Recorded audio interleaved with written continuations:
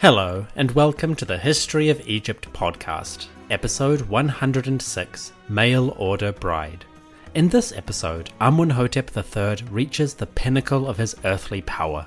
Winning a major diplomatic victory, he gains a new bride from foreign lands. Meanwhile, Queen Tiye achieves new heights as well, meaningful public equality with her husband, displayed at different ends of the land. This episode is brought to you by all the guests who joined me on the first History of Egypt podcast tour. I'm pleased to report the tour was a great success and we had a wonderful time exploring the treasures and sights of the Nile Valley. In gratitude for their participation, this episode is dedicated to Hari, Sri Lakshmi, Alan, Angela, Travis, Jessica, Patrick, Anne, Linda, Janie, Christopher, Skip, Joan, and last but not least, Lane. Thank you all for joining. May Neb-Ma'at-Re, the Sun King who rules all lands, bless your year to come. To everyone listening, thank you for joining me and please enjoy the show. Also, if you have any interest in joining a tour to Egypt, keep an eye on your podcast feed. I'll be announcing the second one relatively soon. Now then, on with the story.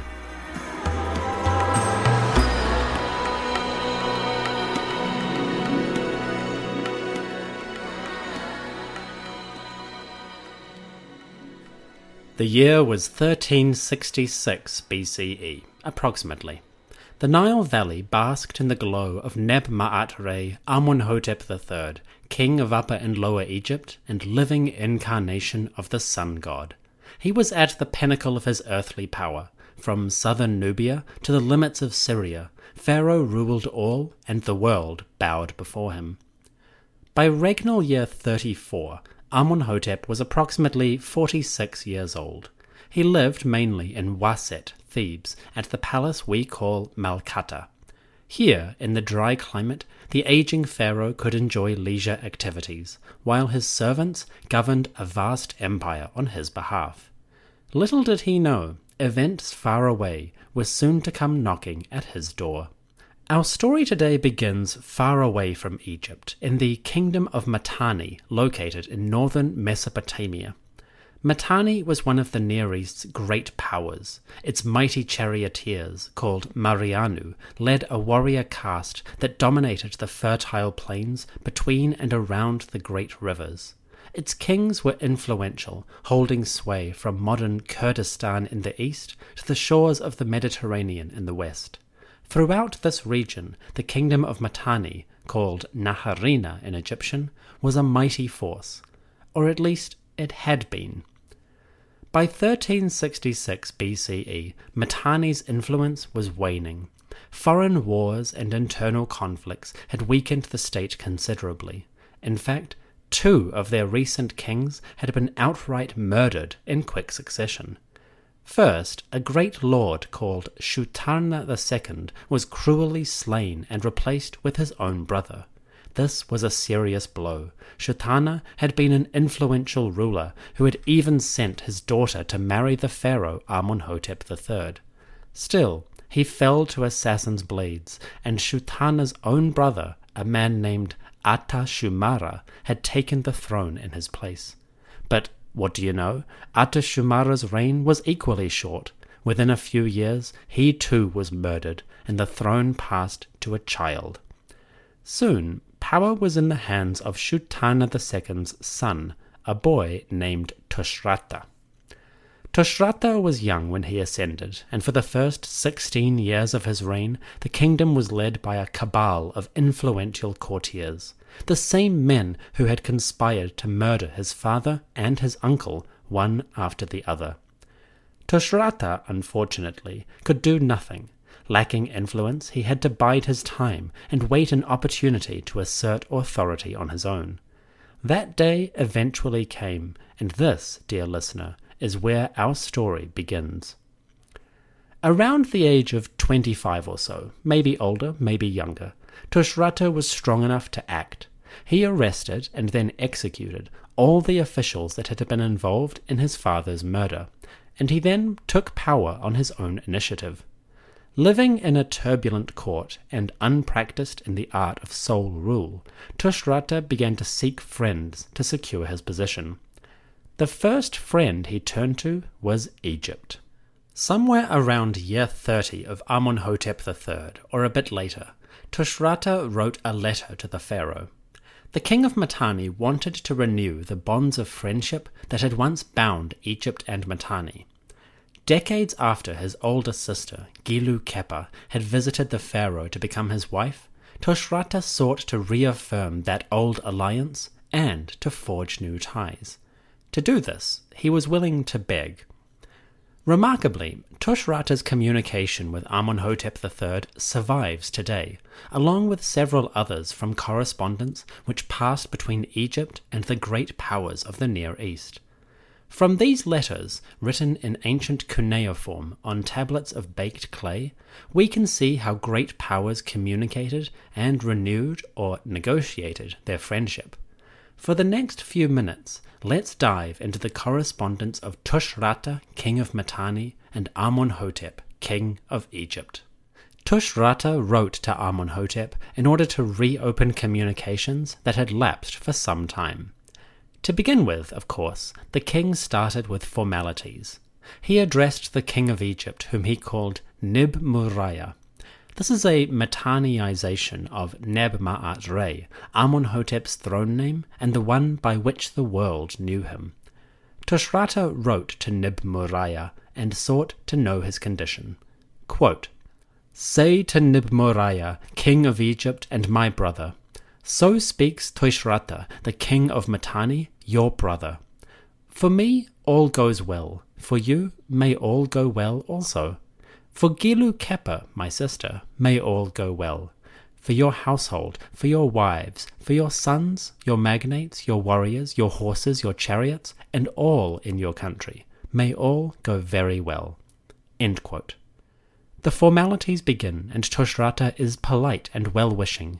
He inquires after his sister, who went to Egypt long before he even took the throne, and he sends goodwill to all in Amunhotep's kingdom. This may seem like fluff, but it's important. It re-establishes the foundations of Mitanni and Egypt's friendship, things like the diplomatic marriages and the communications between their courtiers. It also makes clear that Tushratta is writing as a friend.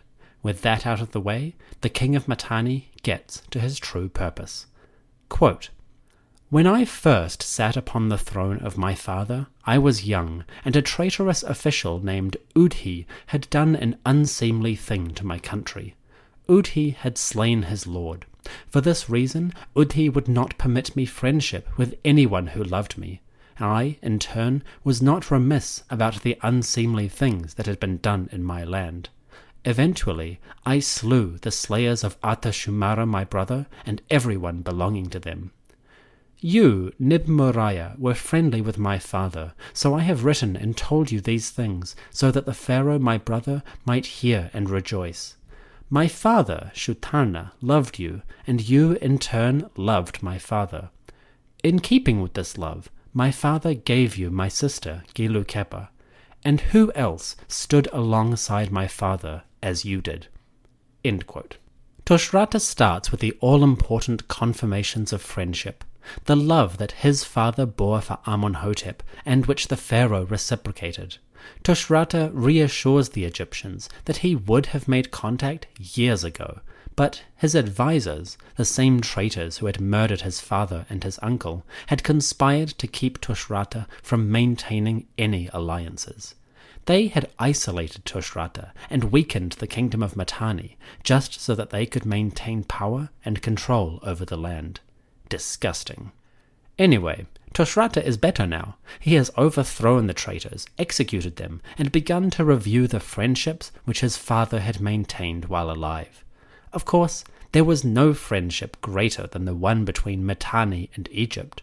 Shutarna II and Amunhotep had been the best of brothers. They supported one another, and their fraternal love was beyond estimation.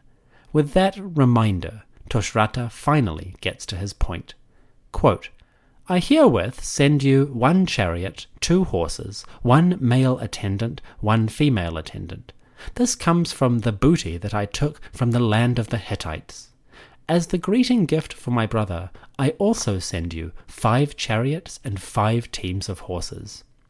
As the greeting gift for Gilu Kepa, my sister, I send to her 1 set of gold toggle pins, and 1 set of gold earrings, and 1 gold mushu ring. Also, a perfume container that is full of sweet oil. May my brother seek friendship with me, and may my brother send his messengers to me, so that they may bring my brother's greetings to me, and I hear them." End quote. It's been a while since we had some good, honest diplomacy. Pharaoh has been so powerful, his empire so peaceful, that we haven't had to deal with foreign troubles for quite some time. Well, peace doesn't last forever. It's time for the Egyptians to return to the game. Tushratta sent jewellery and perfume for his royal sister, Gilu Kepa, wife of the Pharaoh of Egypt. He also sent gifts for Pharaoh himself, prize war horses and chariots, the ancient equivalent of a Ferrari and a couple of tanks. Not bad for a starting offer. Unsurprisingly though, Pharaoh wanted more. Amunhotep apparently wrote back to Tushratta. Presumably, he thanked him for the gifts and expressed a willingness to renew the alliance which had existed with Tushratta's father, the late Shutarna II. But of course, it had been many years. The alliance would need something more to be established like the old days. If Tushratta would listen, Pharaoh had an idea. The original alliance was sealed with a marriage between Amunhotep and Gilu Kepa. Perhaps, all things considered, it was appropriate to seal a new one with another marriage. If King Tushratta wanted to ally with Egypt, he should send another princess to Pharaoh's court. She could marry Amunhotep and confirm a new alliance between the great kingdoms. Say what now? Not content with one Mitanni princess, Amunhotep demanded a second. By ancient logic, this probably made perfect sense. 3,000 plus years later, it seems a bit greedy. But before we go judging, we must remember, Amunhotep had no experience of this new king. All of his trust and his reliance had been in Shutarna, and that was 16 plus years ago. Who was Tushratta but a stranger? If the king of Mitanni wanted an alliance, he needed to demonstrate his commitment to that bond. A daughter would make the two men family, and family alone could be trusted in such delicate matters. Of course, Pharaoh was not demanding a princess and offering nothing in return. He was quite happy to pay, both a dowry for her and additional treasure for Tushratta himself. To secure the hand of Mitanni's princess, Amunhotep offered that which Egypt gave best: gold. Unfortunately, the letters which Amunhotep sent back to Mitanni do not survive. It seems like they didn't keep a copy of those ones. But we have Tushratta's reply to what Amunhotep said, and, thankfully, Tushratta essentially repeats what the king had said, so we get an idea of what Amunhotep was offering. Quote, "Say to Nemuria, the great king, the king of Egypt, my brother, my son-in-law, who loves me and whom I love. Message of Tushratta, great king, your father-in-law, who loves you, the king of Mitanni, your brother. For me, all goes well. For you, may all go well." And he does the same thing again with all the names, blah blah blah. "As far back as the time of your ancestors, they always showed love to my ancestors. You yourself went even further, and showed very great love to my father. Now, in keeping with our constant and mutual love, you have made it 10 times greater than the love shown my father. May the gods grant it, and may Teshup, my lord, and Amarna make it flourish for evermore, just as it is now, this mutual love of ours." When my brother sent his messenger back, saying, "Send your daughter to be my wife and the mistress of Egypt," I caused my brother no distress, and immediately I said, "Of course we'll do that." The one whom my brother requested, I showed to his messenger. When he saw her, he praised her greatly.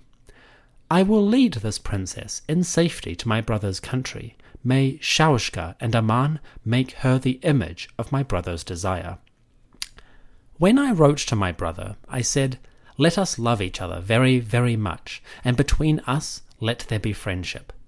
I also asked my brother for much gold, saying, May my brother grant me more than he did to my father, and send it to me.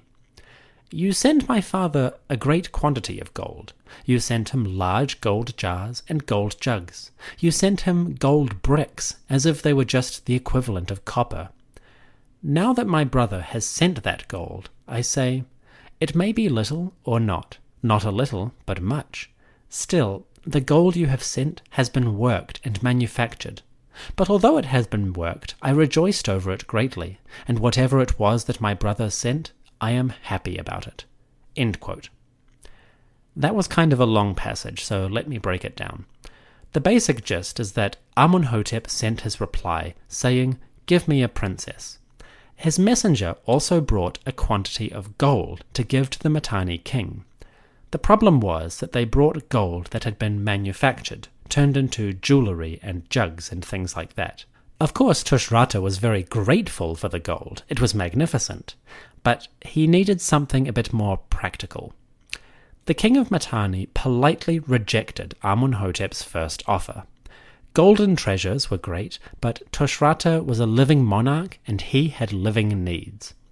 In response to the original letter, Tushratta requested that Amunhotep send cold, hard cash. Quote, "I now hereby write to my brother, and may my brother show me much more love than he did to my father. I hereby ask for gold from my brother, and the gold that I ask for is meant for a double purpose, one for the mausoleum of my father, and the other for the bride dowry. May my brother send me, in very great quantities, gold that has not been worked or manufactured. And may my brother send me much more gold than he did to my father.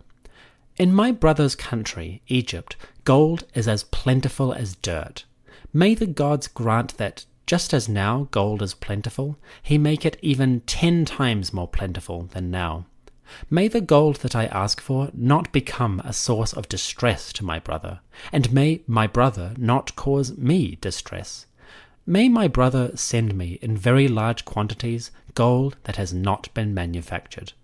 Whatever my brother needs for his house, let him write and take it. I will give that 10 times more than what my brother asks for. This country is my brother's country, and this house is my brother's house." End quote.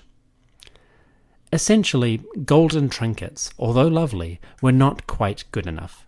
Tushratta wanted bullion, straight-up bricks of gold. That might seem greedy, but there's probably a background logic here. Let me explain real quickly. By 1366 BCE or so, the kingdom of Mitanni was under great pressure from foreign powers. Assyrians in the east, Babylonians in the south, and particularly Hittites in the north were pressing in on Mitanni lands. They plundered cities, raided pasture lands, and took common folk off into captivity. On every side, the Mitanni kingdom was under threat, and Tushratta had to defend it. The request for pure gold makes sense when we consider Tushratta's situation. Gold was a useful commodity in diplomacy and war. With enough bullion, Tushratta could pay tribute to marauding enemies and pay them to go away. Or he could recruit and equip warriors that he would need to fight back. This was not the time for trinkets or baubles. This was a time of war, and war needs resources. So it's entirely possible that Tushratta was arranging this alliance in some desperation. And in that desperation, he had to beg the Pharaoh for more mundane gifts than might normally be the standard. How did Amunhotep respond to this request? We don't know exactly, but the king of Egypt seems to have accepted the offer, because he immediately sent more gold to Mitanni to pay the necessary price. Unfortunately, he didn't send much, or at least he didn't send enough for the kind of alliance under discussion. Whether Amunhotep was being stingy or Tushratta was being demanding, we have no idea. But what is clear is that the pharaoh sent some gold, or at least he promised to send more. In the last of the negotiating letters, Tushratta is reaching satisfaction, but he's not quite there yet. He just needs a little bit more to finalize the deal. Quote, "My brother's messenger came to take his wife, Tadu Kepa, the promised princess, to become the mistress of Egypt. I read and reread the tablet that the messenger brought to me, and I listened to its words. Very pleasing indeed were the words of my brother. I rejoiced on that day as if I had seen my brother in person. Within 6 months I will send my messenger, and I will deliver my brother's wife. They will bring his wife to my brother, and when they show her, he will note this, that she has become very mature, and she has been fashioned according to my brother's desire. Furthermore, my brother will note that the greeting gift I present is greater than any before. In return, may my brother send me much gold that has not been worked, and may my brother treat me even better than he did my father. Forever will I do what my brother wants, and my brother shall do what I want. Just as men love the sun, so may we now, God's willing, forever maintain love in our hearts." End quote. Tushratta accepted the offer. He promised to send his daughter, Tadu Kepa, as a bride for the Pharaoh of Egypt. But, and this was a big but, she would only travel if, before her departure, Pharaoh sent a more substantial gift of gold. Presumably, this was an all-or-nothing gamble. Tushratta needed the alliance, but he needed the gold as well. As a result, the marriage hinged on Amenhotep accepting a bit of friendly extortion. I have to say, I wouldn't want to be caught haggling with Tushratta. He comes across as a man who drives a hard bargain. Whether that's true, it seems to have worked. The next time we hear of correspondence between the two kingdoms, it is a couple of years later, and Tushratta makes a point of sending good wishes to Tadu Kepa. Apparently, Amunhotep III accepted the demands of his distant ally, and a new marriage sealed the friendship of Egypt and Mitanni. It was a good day for Egypt. Sadly, the Mitanni kingdom was in a worse state than anyone knew. It would be destroyed entirely within less than a century.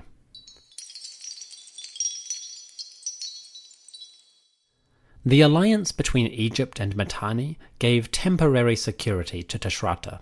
For Amunhotep III, it was perhaps business as usual, another round of the constant correspondence which connected his kingdom with the wider world. As we'll see in the coming episodes, those communications spread across many different lands. When Tadu Kepa arrived at the Egyptian court, she would have been in a similar situation to the one her aunt faced some 18 years before. Princess Gilu Kepa had come to Egypt in year 13 in order to marry the pharaoh. Now, Tadu Kepa repeated that pattern. When Gilu Kepa arrived, she found herself facing a formidable pair of royal women, a matriarch and a young queen. Back then, the matriarch was Mut-em-Wea, mother of Amunhotep and unofficial regent during his childhood. The queen, meanwhile, was Tiye, all of 23 or so. The mother overshadowed the daughter, but both outranked Gilu Kepa. Now, Tadu Kepa found herself in a similar situation. Coming to the palace, she came face to face with a powerful matriarch and a young queen. Of course, by now, the roles had changed. Tadu Kepa arrived in Egypt when Queen Tiye was nearing the very height of her earthly authority. Now she was the matriarch, ruling Egypt with style and influence. The minor queen, meanwhile, was one Sit-Amun. Sit-Amun, daughter of Tiye and Amunhotep, was officially a great royal wife. In theory, she held equal status with Tiye, but in practice she was probably a secondary wife at best. More ceremonial than real, Sit-Amun's power was a pale candle next to Tiye's blazing sun. Still, Sit-Amun certainly outranked Tadu Kepa, so when the Mitanni princess arrived, she found herself up against two formidable Egyptian queens. I hope that her aunt, Gilu Kepa, helped her adjust to the new surroundings. It must have been intimidating. Tadu Kepa's story is a curious one, and there is one more question about her that is worth asking. I'll return to that in the epilogue. For now, let's move on to Chapter 2, a look at the magnificent Queen Tiye and her visible power in the Nile Valley. That's Chapter 2, after a quick break.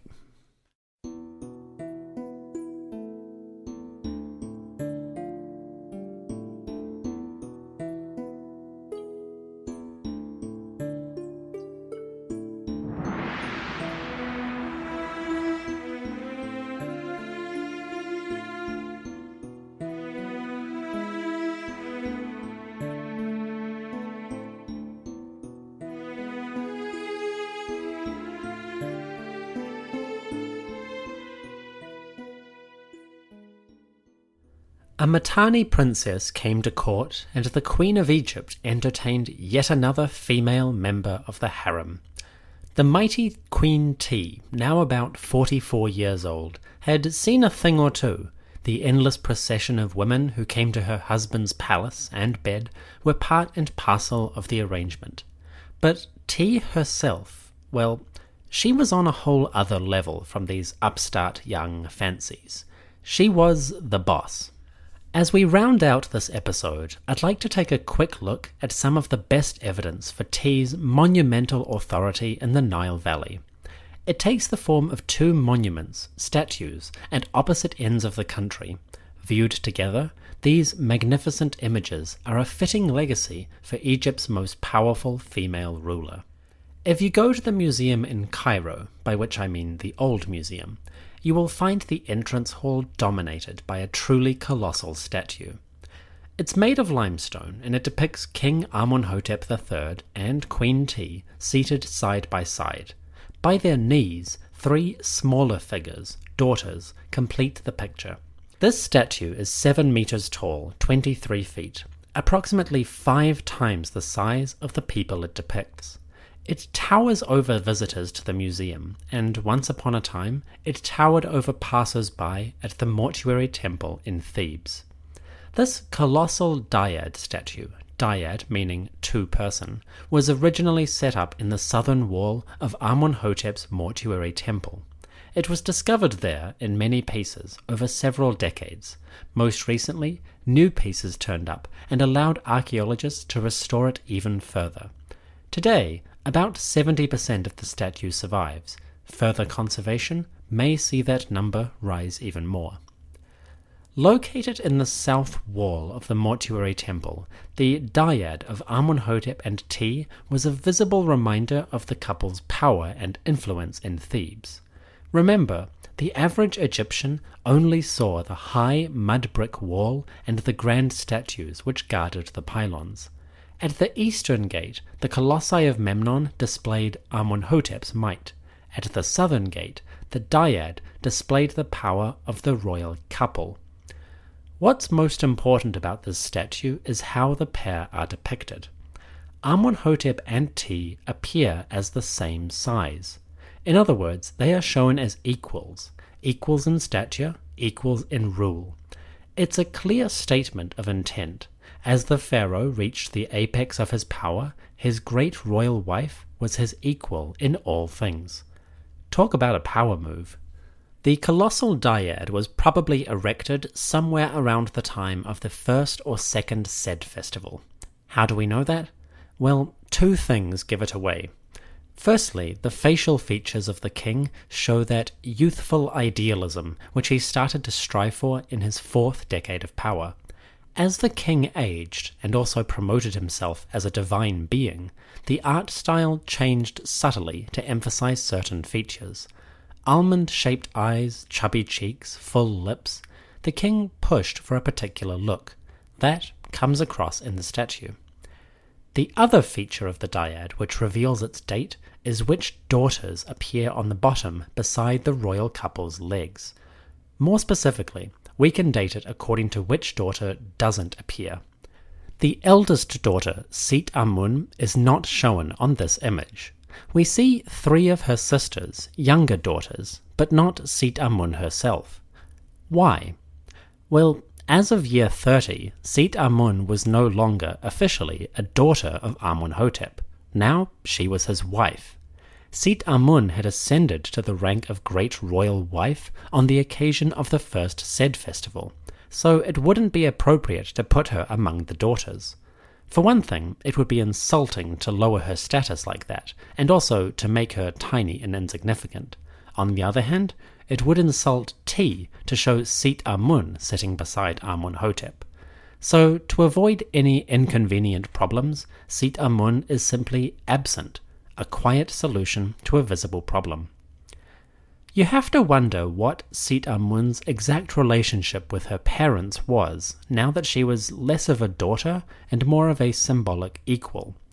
We don't hear much about her after her promotion, but it's an interesting question. I hope more information comes to light. Set Amun is one of my favourite question marks in this period.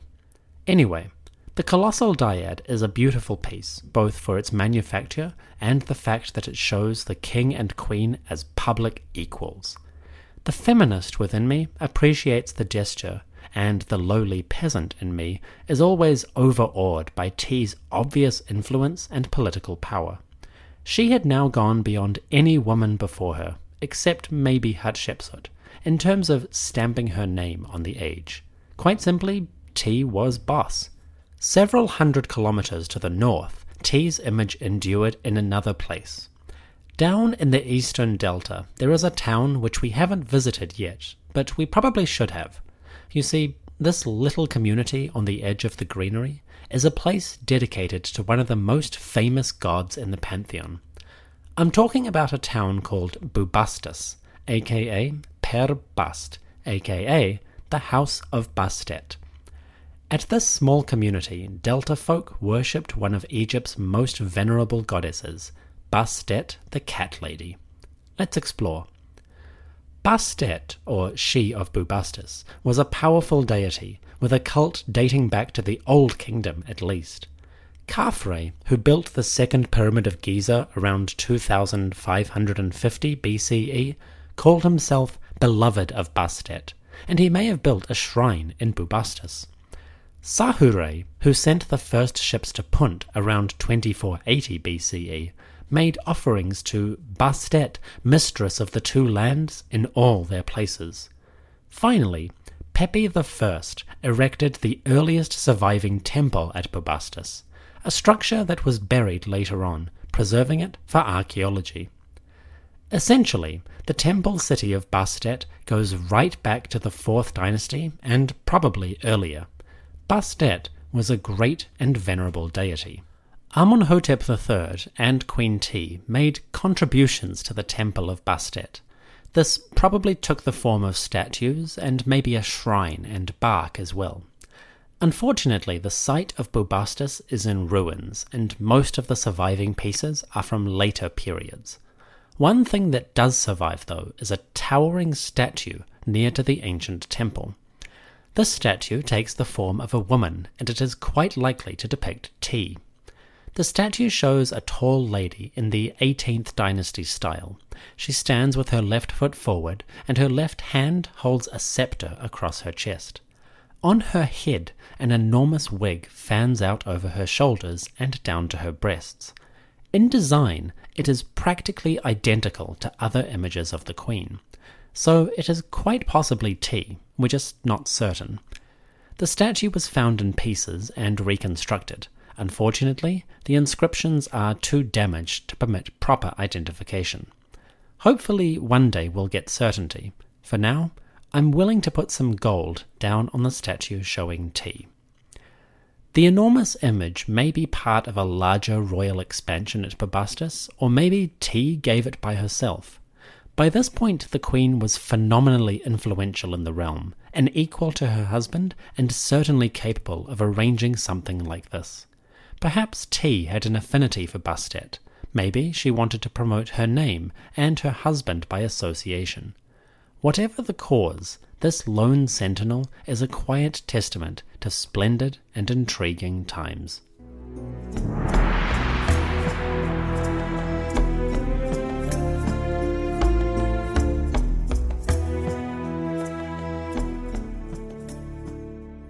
By 1366 BCE, Amunhotep III and Queen Tiye were names synonymous with wealth and authority.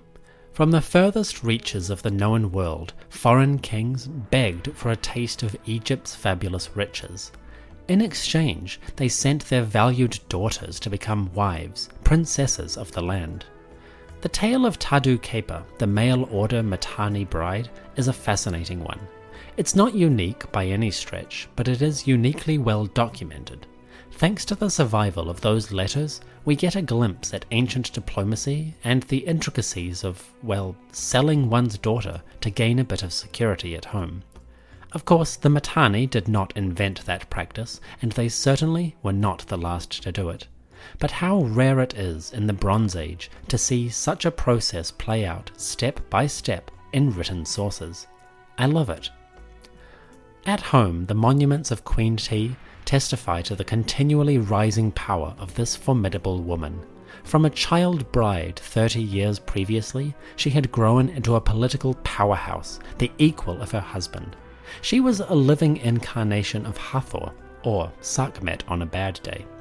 Queen Tiye was going from strength to strength, even as her husband passed his apex.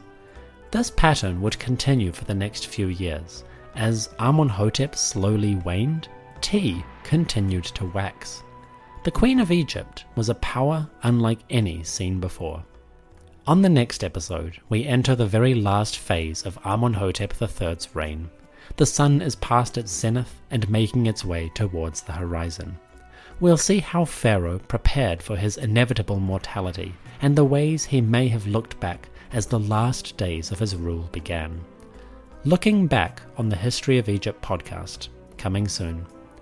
Meanwhile, stick around for a curious epilogue. You see, as Amunhotep's latest bride, the Mitanni princess Tadu Kepa, came to Egypt, a most fascinating story might have started. There are questions about this princess, not about who she was, but about whom she may have become. Suffice to say, it is a curious question indeed. That's the epilogue after the music.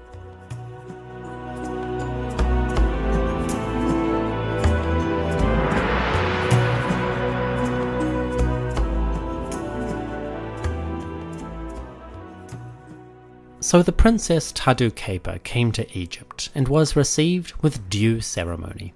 She entered the royal harem and became part of Amunhotep's vast gathering of women, the beautiful ladies who waited on his pleasure. After her arrival, Tadu Kepa mostly vanishes from the record, disappearing into the mysteries of the court and the harem. We don't hear about her again, except in letters from Tushratta inquiring after her health. It's a strange situation, but before we move on, I will note one interesting hypothesis that has cropped up in Egyptology. You see, there is a possibility that Tadu Kepa is recorded, just by a different name. Let me explain. Egyptologist Joyce Tildesley has suggested that Tadu Kepa came to Egypt, married Amunhotep III, and then entered his court. But when the king died a couple of years later, Tadu Kepa remained, and she may have married his son, the new Amunhotep IV. When she did so, the theory suggests, Tadu Kepa may have taken on a new name, a name that reflected her beauty and also the long journey she had taken to join the Egyptian court. In this scenario, Tadu Kepa may have renamed herself something like the beautiful one who has come. In Egyptian, this name is Nofret Iti. We pronounce it Nefertiti.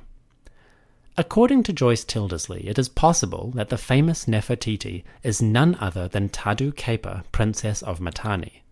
Working backwards from Nefertiti's sudden appearance and unexplained origins, combined with the known appearance and unexplained vanishing of Tadu Kepa, Tildesley suggests the two women might be one and the same. Nefertiti's name, most importantly, implies a kind of arrival. The Iti part of Nofret Iti means one who has arrived or who has come. In context, it is possible that this relates to a foreign origin for the legendary Queen of Egypt. As you can guess, this hypothesis has not gained widespread acceptance. Not because it's a bad theory, simply because we have no hard evidence either way. The parallel between Tadu Kepa, a foreigner arriving at court, and Nefertiti, whose name implies arrival of some kind, is interesting. But it could be simply a coincidence. We don't have any information either way. So on that basis, Egyptologists are wary of reconfiguring a major aspect of history. Perhaps information will appear to confirm it one way or the other, but until then, it remains a hypothesis at best. I'll get into Nefertiti and a lot more about her very soon, but I thought I'd mention this hypothesis because A, it's interesting, and B, it's always worth digging deeper into these ancient personalities and confirming whether the traditional, quote-unquote, identification is actually as strong as it seems. Unfortunately, Nefertiti is an enigma either way. She could be foreign, she could be native Egyptian. We really don't have enough information. That's it for this episode. I'll be back soon with the next chapter. In the meantime, don't forget to visit the website EgyptianHistoryPodcast.com for pictures related to the episode, or follow us on social media. If you're enjoying the show, continue helping it out by becoming a patron at patreon.com/Egypt Podcast. Every dollar helps, and I'd be most grateful. Thank you.